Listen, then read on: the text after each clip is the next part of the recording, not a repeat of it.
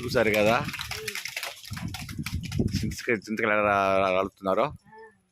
ఆడ చూసి మీరు కోతరుగా పోతారు కాదండి, మనిషి ఉన్నారు పైన. మళ్ళీ మీరు పొరవ పడతారేమని చూసి పెడుతున్నాను. చూడు ఎంత చిటారు కొమ్మకి వెళ్ళారు అతను.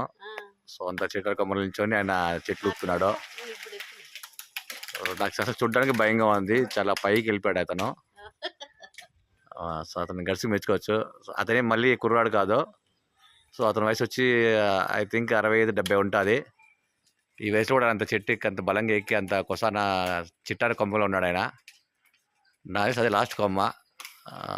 సో విరుగుతుందో కూడా తెలియదు నాకైతే, బట్ అతని ధైర్యం మెచ్చుకోవచ్చు. ఆ చెట్టు చూస్తాను చూడండి, ఎంత పెద్ద చెట్టు అది, చాలా పెద్ద చెట్టు అది. సో ఇదంతా కూడా ఆల్రెడీ మొత్తం రాల్చేశాడు చెట్లు ఉన్న కాయలన్నీ కూడా. ఇంకా ఇటు సైడ్ ఉన్నాయి. ఇంకా మధ్యాహ్నం పైన ఇక్కడికి వస్తాడేమో. పొద్దు నుంచి చెట్లు రాడుస్తున్నాడు.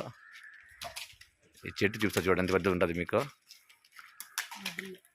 మొదట్లోకి వెళ్ళిపోయాడు అతను. వాము, ఇది చాలా పెద్ద చెట్టు ఇది. ఈ పక్క ఇంకా కొంచెం ఉన్నాయి కాయలు, ఇంకా రాల్చలేదు.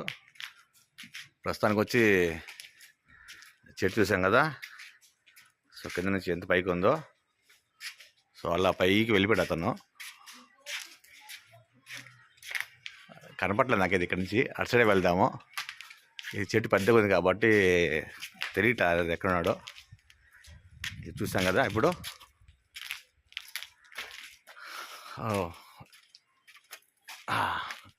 అదండి చూసారు కదా ఎంత పైన చూసారు కదా, లాస్ట్లో ఉన్నాడు అతను.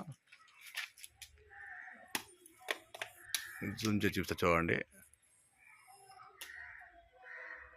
అదే చిటారి కొమ్మ, అది చిన్న కొమ్మకు ఉన్నాడు అతను. అసలు కనపడలేదు ఎక్కడున్నాడు కూడా. అంత పైకి వెళ్ళడం కామన్గా అయ్యే పని కాదు. అక్కడ కూర్చొని మరీ చేస్తున్నాడు ఆయన. అక్కడ అసలు ఏం సపోర్ట్ కూడా ఏం లేదు, అలాగే కూర్చున్నాడు. చాలా చిన్న కొమ్మ అది, విరుగుతుందని భయం కూడా లేదు అతనికి. సో ఈ వయసులో కూడా ఇలా చేస్తాడంటే గొప్పే మరి.